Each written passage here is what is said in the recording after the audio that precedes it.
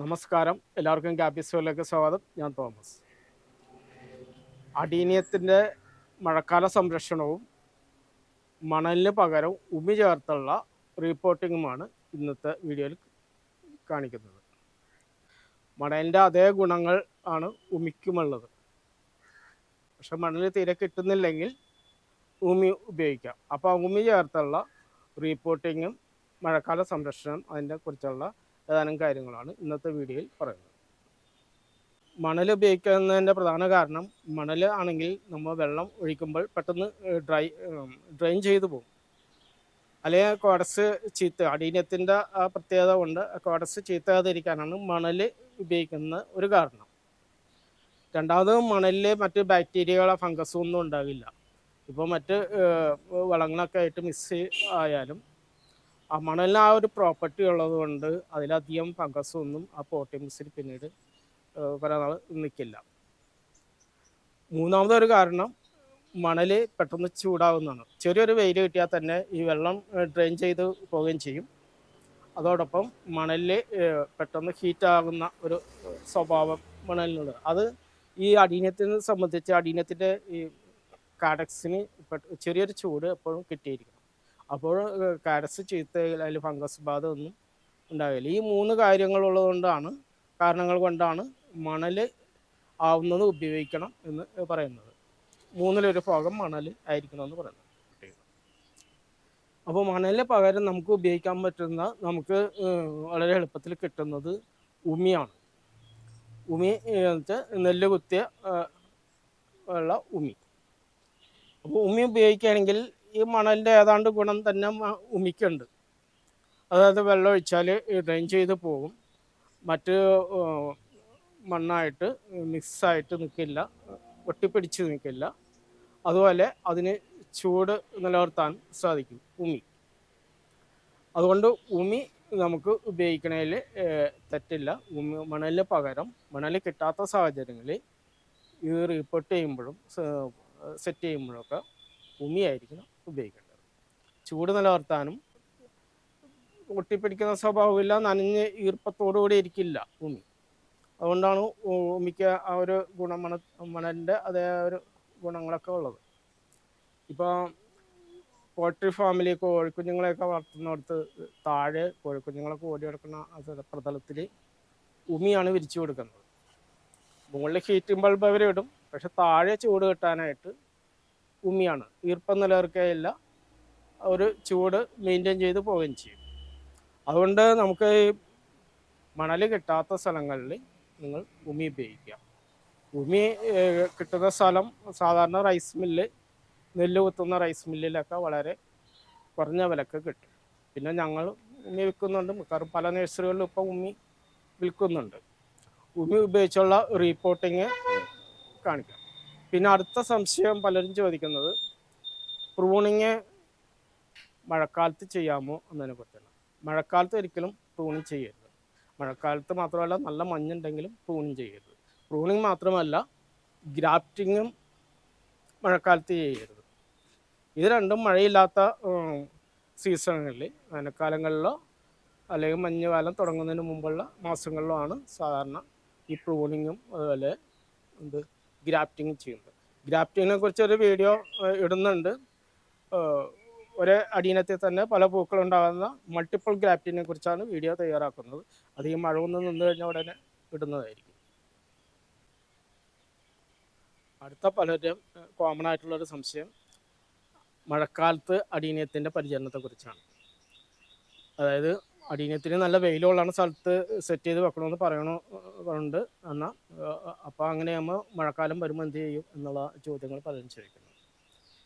സാധാരണ നഴ്സറികളിലൊക്കെ അധികം ഉള്ള സ്ഥലങ്ങളിലൊക്കെ മഴമറ വെച്ച് നല്ല വെയിൽ കിട്ടുന്ന രീതിയിലും അതുപോലെ മഴ കൊള്ളാത്ത രീതിയിലുള്ള മഴമറ ആണ് ഉപയോഗിക്കുന്നത്. അത് നഴ്സറികളിലേക്കേ പറ്റുള്ളൂ. നമ്മൾ സാധാരണ വീടുകളിലൊക്കെ ആണെങ്കിൽ അത് പ്രായോഗികമല്ല. എന്നാൽ മഴ വരുമ്പോൾ ചട്ടിയെടുത്ത് സൈഡിലോട്ട് എവിടെയെങ്കിലും വെക്കാമെന്ന് വെച്ചാൽ അതും എല്ലാവർക്കും സാധിച്ചൊന്നും വരില്ല. കാരണം മഴ മാറി അടുത്ത വെയിൽ വരുമ്പോഴേക്കും ആ വെയിൽ ചെടിക്ക് കൊള്ളുകയും ചെയ്യണം. അല്ലെങ്കിൽ ചെടി ചീത്തയായി പോവുകയും ചെയ്യും. നല്ല വെയിൽ, ചൂടുള്ള വെയിൽ നേരിട്ട് അടിയിനത്തിൽ കൊണ്ടില്ലെങ്കിൽ അതും പ്രശ്നമാണ്. അപ്പം മഴയത്ത് വെക്കരുതെന്ന് പറയാൻ പ്രധാന കാരണം, ഈ പോട്ടിൽ ചെടിച്ചട്ടിയിൽ മഴവെള്ളം കെട്ടിക്കിടക്കരുത്. മഴവെള്ളം കെട്ടിക്കിടന്നാൽ അതിൻ്റെ കോഡക്സ് ഫംഗസ് ബാധ വന്ന് ചീത്തയായി പോകും. മഴവെള്ളം കെട്ടിക്കിടക്കാത്ത രീതിയിലുള്ള പോട്ടിംഗ് മിക്സാണ് ഉപയോഗിക്കുന്നതെങ്കിലും മഴ കൊണ്ടുവന്ന് വെച്ച് കുഴപ്പമൊന്നും വരില്ല. പൂക്കളുണ്ടായാൽ മഴക്കാലത്ത് കുറച്ച് പൂക്കളെ ഉണ്ടാവുള്ളൂ. കൂടുതൽ പൂക്കൾ ഉണ്ടാകുന്നത്, നിറഞ്ഞു പൂക്കുന്നത് വേനൽക്കാലത്തായിരിക്കും. അപ്പോൾ ആ കുറച്ച് പൂക്കളുണ്ടാകുന്നത് മഴ കൊള്ളുമ്പോൾ തന്നെ അടിയിനത്തിൻ്റെ പൂ നിൽക്കില്ല, അത് പെട്ടെന്ന് കൊഴിഞ്ഞു പോവുകയും ചെയ്യും. പിന്നെ മഴക്കാലത്ത് കൂടുതൽ മഴ കൊള്ളുമ്പോൾ ഇലകൾ ആയിരിക്കും കൂടുതൽ ഉണ്ടാകുന്നത്. കാരണം മഴവെള്ളത്തിൽ ധാരാളം നൈട്രജൻ ഉള്ളതുകൊണ്ട് ഇല കൂടുതലായിട്ട് വരും. അപ്പോൾ പൂക്കൾ മഴക്കാലത്ത് മഴ നേരിട്ട് കൊണ്ടാൽ ഉണ്ടാവില്ല. ഈ ചട്ടി മഴ കൊള്ളാതെ സൈഡിലോട്ട് വെക്കാൻ പറ്റാത്ത സാഹചര്യങ്ങളിൽ അടിയിൽ ചട്ടി പതിഞ്ഞിരിക്കരുത്. ഇപ്പോൾ മണ്ണിലാണ് വെക്കണമെങ്കിൽ, ഇതുപോലത്തെ സ്റ്റാൻഡിലൊക്കെ ആണെങ്കിൽ വെള്ളം ഡ്രെയിൻ ചെയ്ത് പൊക്കോളും, താഴെ ഡ്രെയിൻ ചെയ്ത് പൊക്കോളും, മഴ കൊണ്ടാലും കൊണ്ട്. പക്ഷേ നിലത്ത് മണ്ണിലാണ് വെക്കണമെങ്കിൽ കുറച്ച് മഴ അടുപ്പിച്ച് കഴിയുമ്പോൾ ആ മഴവെള്ളം അതിൻ്റെ ചുവട്ടിലുള്ളതുകൊണ്ട് ഡ്രെയിൻ ചെയ്ത് പോവില്ല. അങ്ങനെയുള്ള സാഹചര്യങ്ങളിലാണ് ഈ ചെടി ചീത്തയായി പോകുന്നത്, കേടുവരും. ഫംഗസ് പ്രോട്ടക്ട്സിന് ഫംഗസ് ബാധ വന്ന് കേടുവരും. അതേസമയം ചട്ടി ഇത്രേ 2 കല്ല ഇഷ്യ കഷ്ണം എന്തെങ്കിലുമൊക്കെ വെച്ച് പൊക്കി വെക്കുകയാണെങ്കിൽ, അതെല്ലാം മെറ്റലിട്ട പ്രതലത്തിലൊക്കെ ആണെങ്കിൽ വെള്ളം ഡ്രെയിൻ ചെയ്ത് പോവുകയാണെങ്കിൽ ഈ ചെടി ചീത്തയാകില്ല. കോഡക്സിന് എന്തെങ്കിലും പോറലോ കേടോ മുറിവോ നേരത്തെ ഉണ്ടെങ്കിലാണ് മഴ കൊണ്ടിരുന്നാൽ ആ ചെടി ആ അടിയിൽ ചീത്തയായി പോകും. നല്ല കോഡക്സാണ്, കുഴപ്പമൊന്നുമില്ല, അതിന് മുറിവില്ല, ചതവില്ല, ഒന്നുമില്ലെങ്കിൽ അത് സ്ഥിരമായിട്ട് മഴയത്തും വെയിലും കൊണ്ടിരിക്കുന്ന സ്ഥലത്ത് തന്നെ നിൽക്കുകയാണെങ്കിൽ അത് ഇനി യാതൊരു കുഴപ്പവും ഉണ്ടാവില്ല. വെയിൽ വരുമ്പോൾ അതെല്ലാം ശരിയാവും. പിന്നെ വേനൽക്കാലമാകുമ്പോൾ ധാരാളം പൂക്കൾ ഉണ്ടാവുകയും ചെയ്യും. അങ്ങനെ പല സ്ഥലത്തും അങ്ങനെ നിൽക്കുന്നുണ്ട്. ഇനി നമുക്ക് ഈ ഒരു അഡീനിയം ഭൂമി ഉപയോഗിച്ച് റീപോർട്ട് ചെയ്യുന്നത് എങ്ങനെയാണെന്ന് നോക്കാം. ഇപ്പോൾ ആദ്യം ഇതിനനുസരിച്ചുള്ള പോട്ട്, ഇപ്പോൾ വലിയ പോട്ട് എടുക്കരുത്. വലിയ പോട്ട് എടുക്കുമ്പോൾ ഞാൻ മുമ്പത്തെ വീഡിയോയിൽ പറഞ്ഞ മാതിരി കൂടുതൽ പോട്ടിമിക്സ് നിറക്കേണ്ടി വരും. അങ്ങനെ കൂടുതൽ പോട്ടിമിക്സ് ഇറക്കുമ്പോൾ അതിന് ചുറ്റും ഈർപ്പത്തിൻ്റെ അംശം കൂടുതൽ നേരം നിൽക്കും, അത് പെട്ടെന്ന് ഡ്രൈ ആയി പോവില്ല.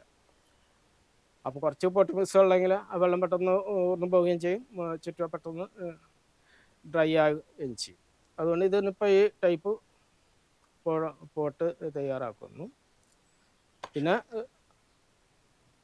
ഈ കോഡക്സ് മുമ്പത്തെ ഇപ്പോൾ പോട്ടിലിരുന്ന മണ്ണിൻ്റെ ലെവൽ ഇതായിരുന്നു, അതിനേക്കാളും താന്നു പോകരുത്. കുറച്ച് പൊങ്ങി നിന്നാൽ ആണ് നിൽക്കേണ്ടത്, ഒരു വിധത്തിലും താന്നു പോകരുത്. താന്നു പോയാലും ആ ഭാഗം ചീഞ്ഞു പോകും. അപ്പോൾ ആദ്യം നമുക്ക് ഈ പോട്ടിൽ കുറച്ച് നല്ല ഹോളുള്ള പോട്ടാണ്, കട്ടക്കല്ല് നിറക്കാം.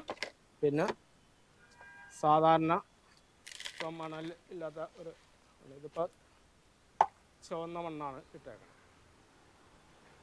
കുറച്ച് ആട്ടിൻകാട്ടം കിട്ടില്ലെങ്കിൽ മാത്രം ചാണകപ്പൊടി ഇടുക. അതുപോലെ കുറച്ച് എല്ലുപൊടി കിട്ടില്ലെങ്കിൽ പച്ച കക്കപ്പൊടി ഉപയോഗിച്ചാൽ മതി. പച്ച കക്കപ്പൊടി ആകുമ്പോൾ നമുക്ക് നേരിട്ട് കൊടുക്കാം, ഇത്രയും കണ്ട് കൊടുത്താൽ മതി കേട്ടോ. കുമ്മായി ഉപയോഗിക്കരുത്. കുമ്മായി ഉപയോഗിച്ചാൽ ചെടി ചീത്ത. ഡയറക്റ്റായിട്ട് കുമ്മായി ഉപയോഗിക്കാൻ പാടില്ല. പച്ചക്കക്കപ്പൊടി ആണെങ്കിൽ നമുക്ക് ഡയറക്റ്റ് ഉപയോഗിക്കാം. പിന്നെ അടുത്തത് കുറച്ച് വേപ്പ് മണ്ണാക്ക്. ഫംഗസ് ബാധ ഒന്നും നോക്കില്ല. നമ്മളിപ്പോൾ ഈ ഉപയോഗിച്ച മണ്ണിലൊക്കെ എന്തെങ്കിലും ഫംഗസ് ഒക്കെ ഉണ്ടെങ്കിൽ അത് പൊക്കോളും. ഇനി ഉപയോഗിക്കേണ്ടത് ഇതിൻ്റെ അത്രയും ഭാഗം തന്നെ ഭൂമി ഉപയോഗിക്കുക. കുറച്ചും കൂടി ഭൂമി എടുക്കുക.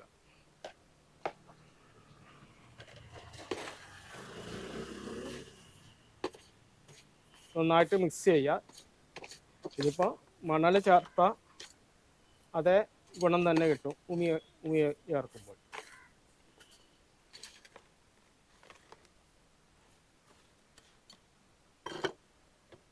പോട്ടിലേക്ക് ഏര നിറക്കുക.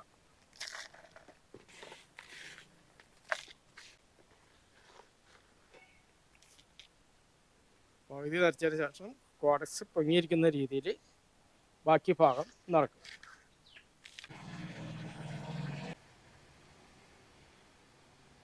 ഇപ്പോൾ ഉമി ഉപയോഗിച്ചുള്ള റീപോട്ടിങ് കംപ്ലീറ്റ് ആയി. മണലിന് പകരം നമ്മൾ ഉമിയാണ് ഉപയോഗിച്ചേക്കണത്.